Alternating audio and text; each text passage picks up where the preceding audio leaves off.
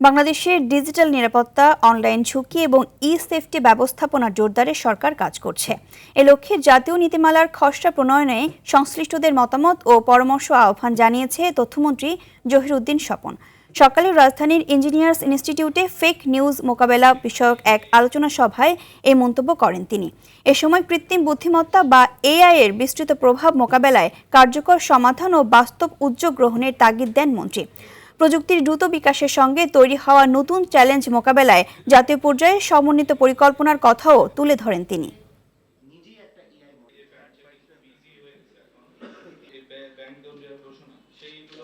নিরাপত্তার প্রশ্ন যদি আমরা কথা বলি তাহলে এখন সীমান্তের নিরাপত্তার চাইতেও কিন্তু আপনার ডিজিটাল অ্যাক্সেস এর মধ্যে যে ঝুঁকি আছে সেটা কিন্তু আরো অনেক বড় হয়ে দেখা দিয়েছে।